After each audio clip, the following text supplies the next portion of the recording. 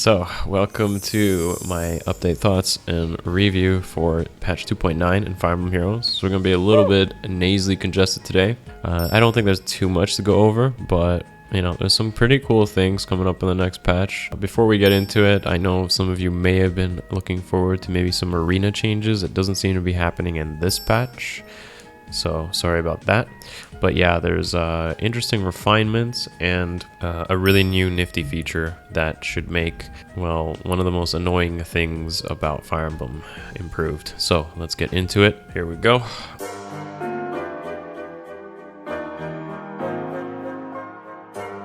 Starting from the top, we got relay defense maps. And these will appear in the special maps starting on the 8th of September. That's 3 days after my birthday.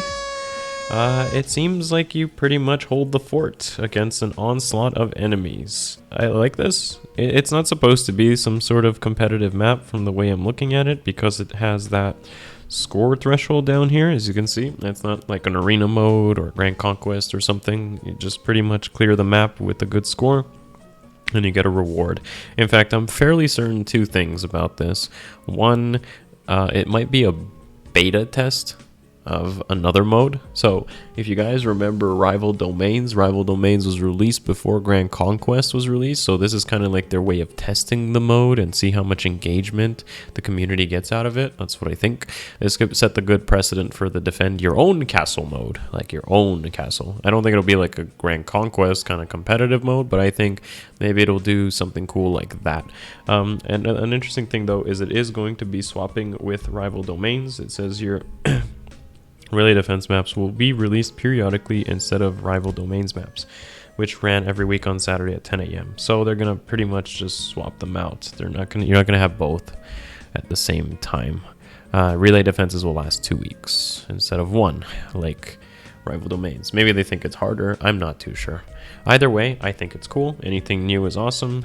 It probably will favor enemy phase units, I'm guessing, like your Steady Breath Noes or Adeltikis, or you know, dragons basically, or armors with vengeful fighters and just holding the fort. Literally might be the definition of this mode. But maybe there's something to be had with some Gale Force shenanigans too. Either way, it could be a good way to just test out the mode. What is also interesting is that it seems like there's only 5 units here. I don't think it do start with 5. It probably starts with 8, just like a regular Rival Domains maps. That's my assumption. There's not much to be seen through the pictures, but we'll find out. Either way, it just looks fun. It's probably a good testing mode for something else that they're working on. Cycling units. Every 2 turns, your active heroes will be swapped in and out of battles in groups of 5. Oh, does that mean they literally disappear from the map and just some random units spawn? They're probably going to be at the fort, because I don't see that being balanced otherwise. We'll see how the mode is, and they'll probably fine-tune it. It does mean that the Rival Domains farming from HM farming is officially rest in peace, but it just means you're going to have to rely on Grand Hero Battle farming for those 2 weeks, or step up your farm game right now and complete the barracks yourself. I've personally HM farmed over 120 units now out of my 220 barracks, something like that, so just clear the thing. They haven't mentioned an HM cap increase so far, and that might be overdue by now. Anyways, we got 3 weapon refines. It seems like they have a minimum of 3, and 1 of each color. That's a pattern they have with these weapon refines. We have blue with Odin, green with Chershi, and red with Celica. Odin, definitely overdue. I mean, I've been saying Fate's retainers for the longest time. There's a lot of candidates that have just been outshined, power creeped, or just not very good, even with merges nowadays. Like Laszlo could be like worse Crom, and he does nothing going for him. You got pretty much Arthur, who got power creeped by Libra, and there's more. Like, they're pretty much all of them in some way or another could need some help. Niles is worse Innis to most people. And of course Odin is like Omega lol, you know, like the guy has like the lowest attack stat in the game, but that does set a cool precedent for what his weapon might be. If you look at fates, I believe Odin's grimoire, well, actually I'm not too sure what it was, but if I'm going to be creative here, I'm going to assume because of dark magic, it could either be like a Nosferatu or a Luna effect or something, if you think about the Fire Emblem series.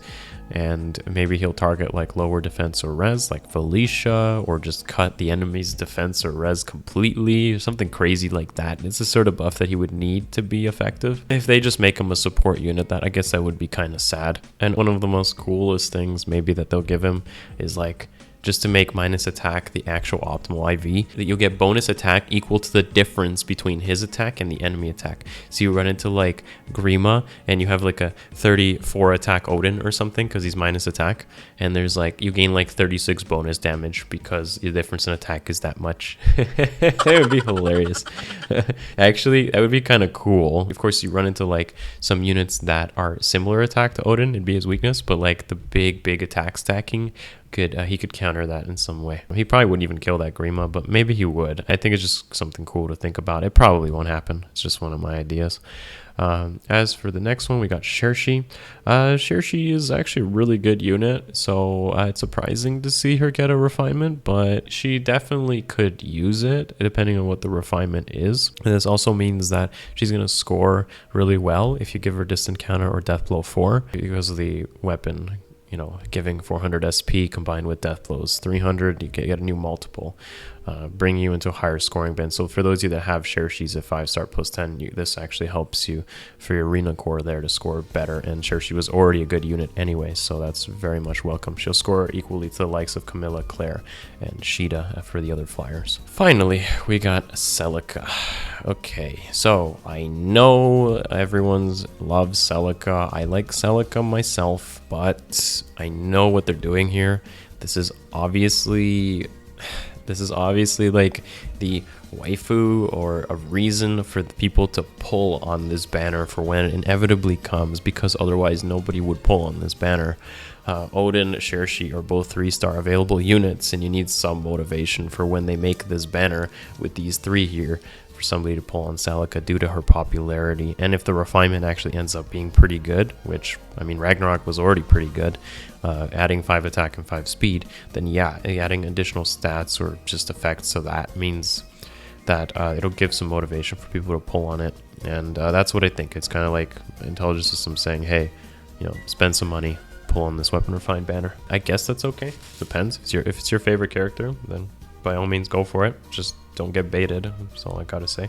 So, combat manuals, and this is probably the most hype thing about this patch for sure. Very good improvement to the whole system.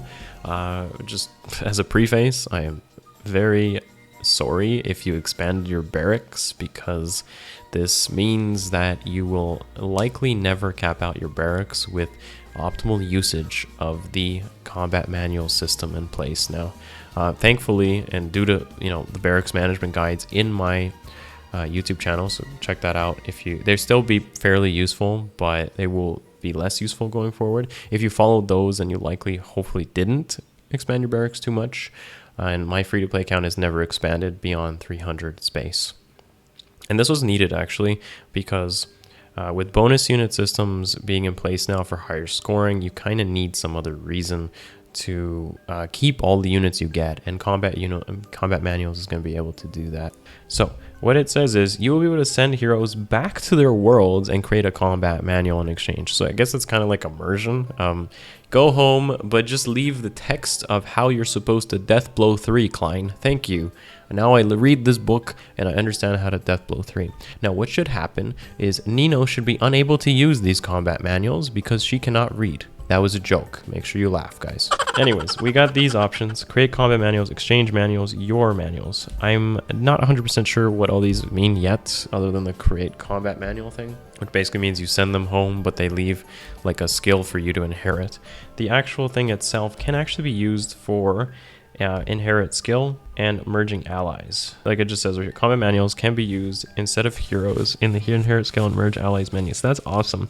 They're not going to take up space, and you could literally just send your extra Marth away as a combat manual in case you wanted to inherit him for Spur Speed 3 for whatever reason. This picture is not a good example of that, but there's definitely characters that you may want to merge up later, or you may want to use for fodder. A good example of this might be like Chrom, who has Ether, but you might also want to make a +10 Chrom, so turn them into a manual. It doesn't take up your barrack space, and then you have that choice for later. Lisa here has that combat manual. She left her book, gives it to Jenny, probably teaching her rehab or renewal without taking your barrack space.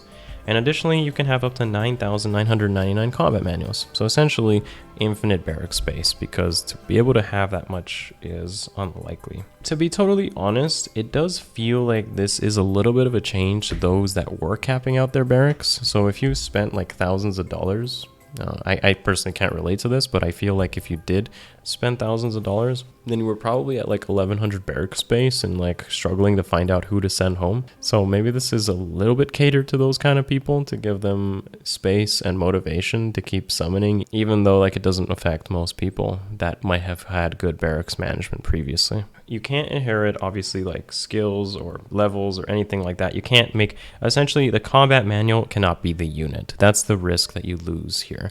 So what that means is if you send home the combat manual of a good IV unit, that's the big risk you're going for. So it's very important that you check your unit before you send them home for their combat manual, because if you send home a good IV unit, then unfortunately you're not going to be able to make that unit your main unit. So it's important that you identify the IV and then the combat manual, maybe the rest of the units, so that then you can, merge them into that, or you keep units in the barracks in case you're deciding between a bunch of IVs. But if you see something like minus attack IVs or plus HP IVs, it's pretty much always going to be turned into a combat manual. What is interesting to consider though is sending home for feathers. Some units may want to be still sent home for feathers if you have too many of them, right? Like, why would you combat manual an Est? I guess for heavy spear or something? I don't, okay. Like, you probably don't need 8 heavy spears, right? So there's still going to be some situations that you still want to send home some characters here, or unless you really want to consider making a +10 Est, but then just keep 10 and then send home the rest for feathers at some point. So that's the only kind of stuff I see. What is interesting though, and we can notice it right here, you're going to be able to enhance the combat manuals. So what that means is if you were to combat manual, let's say a 4-star Est, and you wanted a heavy spear plus, you can enhance them up to a 5-star Est, which would have a heavy spear plus. So, and it says it can be done at level 1, so you don't have to bring them up to level 20 anymore. There's no more no more training required for these units. You can just turn them into a combat manual, enhance them, and then you can inherit heavy spear plus. So that's really cool. That's really cool. Gonna save us a lot of time, and it saves you shards for anyone that cares about that. But generally, overall, a very positive change, and very welcome, especially for making barracks management not a pain in the butt. So thank you so much, Intelligent Systems. It's one of your better changes for sure. I feel like the quality of life changes in this game are always so great, and they really sit down and think about what we are struggling with. Like no one directly said like, oh my god, maybe people said like we need more barrack space, but did anyone actually think they would invent a system that would just completely fix the whole issue of barrack space? Like that is the kind of, these guys sit down and they create like some real galaxy brain like discussions and changes, quality of life changes for the game. And this is why I really, one of the reasons I still enjoy playing, because these patches are definitely hype. Even though I'm a little sick right now, I don't sound hype, I'm very happy with this change. Okay, and finally at the bottom, we got some minor changes. We can check blessing season in the edit team screen. I mean, I hope you would just remember what the blessing is. Maybe that helps some people. Some tap battle changes. Nobody really cares about that. You're going to be able to switch between reserve and primary teams when you're in Tempest Trials and Arena Assault. I think that's a welcome change, because sometimes I just want to use a secondary team, especially with 15 slots. Grand Conquest is going to give you a warning when there's 10 minutes or less. I wonder if this warning comes within the mode or without the mode. It'd be nice if it was outside the mode too. You're like in the home screen and like it's saying like 10 minutes left in Grand Conquest, go and fight or something. But maybe that would be too spammy. Either way, it's nice because sometimes you can't contribute to the fight. Order of friend requests that are awaiting approval will change in the friend list. New requests will be displayed at the top. So that means when we have some rival domains, that includes viewers, or for those of you that are on YouTube, you can come onto the stream and send in your units to participate in viewer rival domains. We have some brigades on the YouTube channel where you can see that. But if you participate, it basically means it's like whoever submits last gets picked So that's kind of interesting. Definitely kind of interesting. You maybe wait like a second, or I don't know how this is gonna work, but I think it's okay because it's still gonna only show like the last 50 or so before you have to turn a page. We'll see how this affects the mode, but either way, it doesn't mean that I'm not gonna stop doing it. I'm gonna definitely engage with seeing what you guys have to offer. So that's pretty much it for the update. Overall, I'm quite happy with it. Lots of good things to look forward to. It seems like it will be released on the 8th. Just because, or the 9th. They always happen within the first 10 days of the new month. Good job, Intelligent Systems. Keep this sort of stuff up, and it means we should be approaching a totally new patch coming up, like a 3.0. I don't think it'll be the month after. They could just do like a 2.95 or something, or a 2.98, who knows, before they're ready to release Book 3. But definitely means some big things are coming, and some big changes to the game. Book 3 and no more Fjorm, right? So let me know in the comments what you guys are looking forward to in the changes, and anything else that you think the game needs for quality of life updates. What frustrates you the most in the game, and what do you think can be done to change it? Don't just say Arena sucks. Say Arena sucks, but here's what I think can be changed about it to make it better. You know, like give some thought into your ideas. All right. So love you guys. I'll see you in the next video. Peace.